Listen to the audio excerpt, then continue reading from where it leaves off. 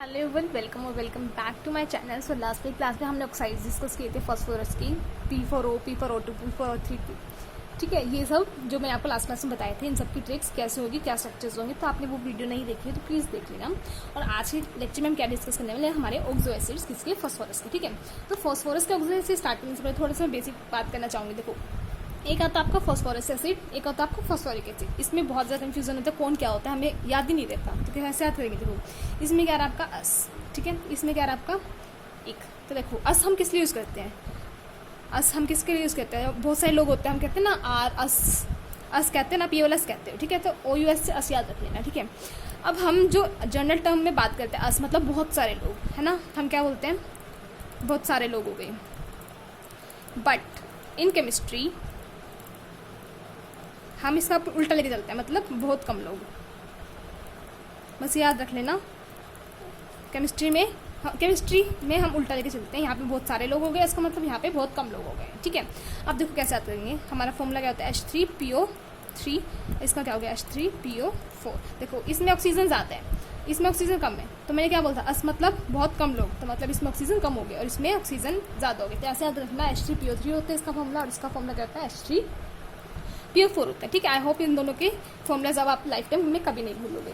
Then हम बाद में, देखो आप ऑर्थो मेटा पैरा पढ़ते हो ना केमिस्ट्री में, कैसे पढ़ते हैं? देखो, ये बेंजीन रिंग लगाई मैंने, ये कोई भी मैंने मान लो एक्स सब्स्टिट्यूएंट लगा दिया, ये पोजीशन होती है इसकी ऑर्थो, ठीक है। देन एक्स सब्स्टिट्यूएंट, ये पोजीशन होती है इसकी कौन सी? मेटा, ठीक है। एंड पैरा पोजीशन पूछ मैं आपसे, तो ये वाली पोजीशन होगी इसकी, ये कौन सी होगी? आपकी पैरा पोजीशन। देखो, पैरा पोजीशन कितनी दूर है? 2 से दूर है। मेटा पोजीशन कितने से दूर है? 1 से दूर है, ठीक है। इतनी बात आपको समझ आ गई। ये था हमारा क्या? बेसिक। अब हम बात करते हैं हमारे ऑक्सो एसिड कौन कौन से होंगे। अगर आपको ये बात याद रहेगी तो आपको ऑक्सो एसिड्स पढ़ने में कोई भी डिफिकल्टी नहीं होगी। देखो कैसे याद करना है। देखो, सबसे पहले हम बात करते हैं हमारा फॉस्फोरिक एसिड के बारे में। अब मैंने आपको बोला है फॉस्फोरिक एसिड का मुझे फॉर्मूला बताओ क्या होगा। तो मैं यहाँ पे मैंने आपको याद करवा दिया, क्या होगा? H3PO4 आपका फॉस्फोरिक एसिड का फॉर्मूला होगा। अब आप इसको फॉस्फोरिक एसिड बोल दो या फिर आप इसको बोल दो ऑर्थो फॉस्फोरिक एसिड, इन दोनों का जो फॉर्मूला है वो क्या ही रहेगा? H3PO4 ही रहेगा। आप ऑर्थो ऐड कर दोगे तो कोई फर्क नहीं पड़ेगा, ठीक है। अब देखो, H3PO4 का स्ट्रक्चर हम कैसे ड्रॉ करें? देखो, 3 हाइड्रोजन है पहले तो, एक देखो 3 हाइड्रोजन है यहाँ पे। आप सोचो 3 हमारे पास ऑक्सीजन है और एक ऑक्सीजन, इसका मतलब क्या होगा? एक्स्ट्रा हो गई। तो एक ऑक्सीजन में डबल बॉन्ड के साथ लगा दी। अब 3 हाइड्रोजन है, ठीक है। 3 हाइड्रोजन के लिए स्पेस छोड़ जाओ और 3 ही ऑक्सीजन है, तो अब क्या कर दो? OH OH OH। आपका फॉर्मूला बन गया H3PO4 का, क्या हो गया? आपका फॉस्फोरिक एसिड हो गया, ठीक है। अब मैंने आपको क्या बोला, मुझे क्या बनाना है? मेरे को बनाना है मेटा फॉस्फोरिक एसिड। देखो, ऑर्थो के बाद हम किस पे जाते हैं? मेटा पे जाते हैं। तो मेटा फॉस्फोरिक एसिड बनाना है, तो क्या करेंगे हम? इसमें से हम क्या करेंगे? H2O को रिमूव कर देंगे। H2O को रिमूव किया, देखो कैसे किया? H2O को रिमूव किया मैंने, मान लो ये कर दिया मैंने, ठीक है। आपके पास क्या बचा? अब H2O को रिमूव किया ना मैं, क्या बचा? H2 यहाँ से गई, मतलब H बचा एंड PO और एक ऑक्सीजन यहाँ से गया, तो PO3 HPO3 बन गया, ठीक है। मैंने ये रिमूव किया। जो इसका स्ट्रक्चर बनेगा वो कैसे बनेगा? ये आपका स्ट्रक्चर होता है ना, ये होता है आपका साइक्लिक स्ट्रक्चर होता है। एग्जाम में ये बात याद रखना, HPO3 इसका साइक्लिक स्ट्रक्चर होता है और इससे एग्जाम में क्वेश्चन जरूर आता है आपका। और ये इसको आप क्या बोलते हो? Meta phosphoric acid. देखो, हम फॉस्फोरिक एसिड डिस्कस कर रहे हैं, ठीक है। तो यहाँ पे भी 1 ही आया है, तो मेटा। ऑर्थो के बाद हम क्या बोलते हैं? तो ये ऑर्थो था आपका, और एक H2 रिमूव कर दिया मैंने, क्या होता है? एक पोजीशन दूर है, तो एक H2 रिमूव कर दिया मैंने, क्या आ गया? आपका मेटा आ गया, मेटा फॉस्फोरिक एसिड। अब मैं आपको बोल दूँ कि मेटा फॉस्फोरिक एसिड का जो साइक्लिक स्ट्रक्चर होता है ना, ये बहुत ज़्यादा इंपॉर्टेंट है। ये देखो कैसे एग्जिस्ट करता है, HPO3 का होल थ्राइस ऐसे एग्जिस्ट करता है ये, ठीक है। मतलब पॉलीमरिक फॉर्म में एग्जिस्ट करता है ये। और जिसका पॉलीमरिक फॉर्म में एग्जिस्ट करता है, तो इसका स्ट्रक्चर देख लो, क्योंकि एग्जाम में पूछा जाता है आपसे। देखो, इसका स्ट्रक्चर ऐसे P बना दी मैंने, ठीक है। इनके बीच में एक ऑक्सीजन बना दी, देन यहाँ पे P बना दिया और इनके बीच में एक ऑक्सीजन बना दी, मतलब 3 P बना दिए, ठीक है। 3 P बना दिए, 3 और 3 ही ऑक्सीजन बना दिए, ठीक है। देन क्या करना है आप लोगों को? इसके साथ एक OH ऐड करना है, सबके साथ कर दिया। चलो, अब सभी P के साथ double bond O, double bond O। अब बॉन्ड देख लो P के कितने हो गए? देखो 1 2 3 4 5, मतलब P 5 बॉन्ड बनाते हैं, 5 बॉन्ड कंप्लीट हो गया। ऐसे यहाँ पे 1 2 3 4 5, 1 2 3 4 5। तो ये आपका स्ट्रक्चर होगा किसका? मेटा फॉस्फोरिक एसिड का। इस बात को याद रखना है, ठीक है। देखो, ऑर्थो से हम किस पे गए? मेटा पे गए। क्या किया हमने? माइनस का H2O, ठीक है।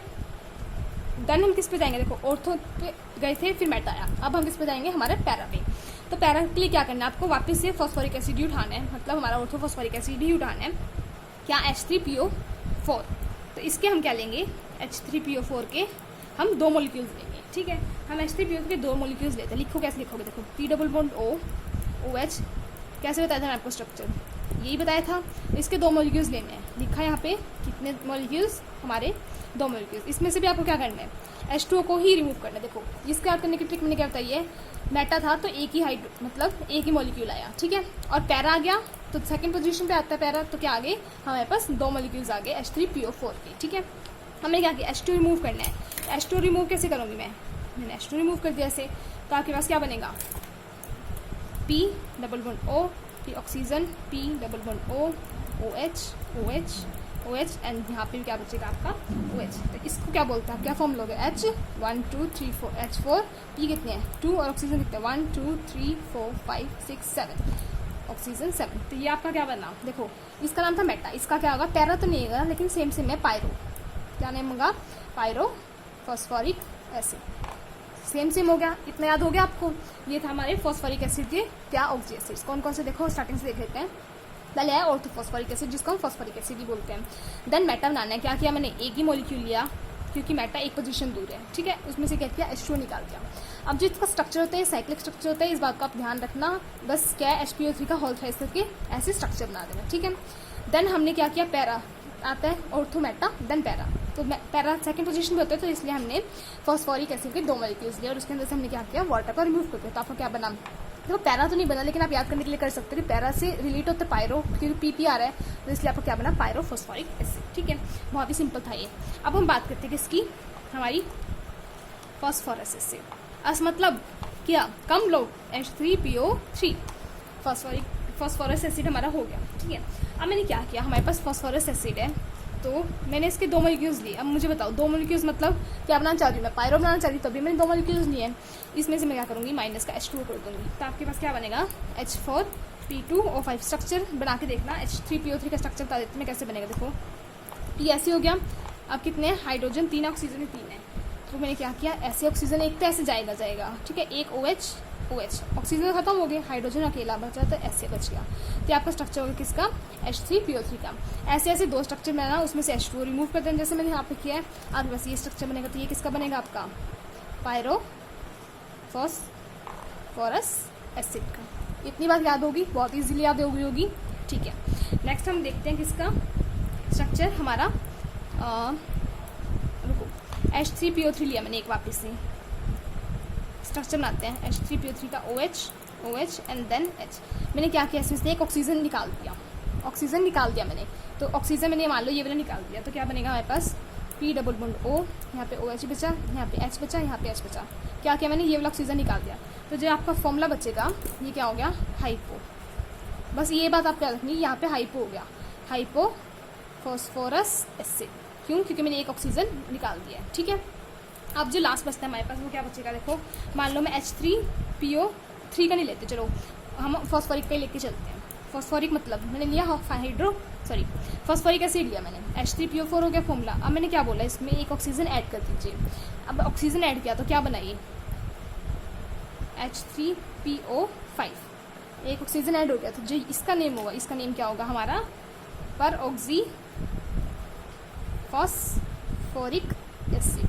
इसको कैसे याद रखना, देखो आप परऑक्साइड देखते हो, परऑक्साइड आपने पढ़े होंगे, जैसे क्या मेटा CPB पढ़ा होगा आपने, परऑक्साइड तो आपने पढ़ा ही होगा। परऑक्साइड्स किसमें पढ़ते हैं, परऑक्साइड होता है ना, एंटी मार्कोनिकोफ रूल में पढ़ता है ना परऑक्साइड। तो उसमें क्या होता है, ऑक्सीजन, मतलब एक ऑक्सीजन क्या होता है, एक्स्ट्रा होता है, 2 से 3 ऑक्सीजन होते हैं। तो यहाँ पे भी हमने क्या किया, एक ऑक्सीजन ऐड किया, तो हमारा क्या बन गया, हमारा परऑक्सी बन गया। तो ये थे हमारे क्या ऑक्सीडाइज किसके, फॉस्फोरस के। तो आई होप आपको बहुत ईजिली समझ आ गए होंगे और इसमें याद करने में कोई दिक्कत नहीं होगी आपसे। फिर भी कुछ डाउट रहते तो आप मुझसे कमेंट सेक्शन में पूछ सकते हो। और वीडियो अच्छी लगी तो प्लीज़ शेयर करना अपने फ्रेंड्स के साथ, और कमेंट में मुझे बता के जाना कैसी लगी वीडियो। तब तक के लिए thank you so much for watching.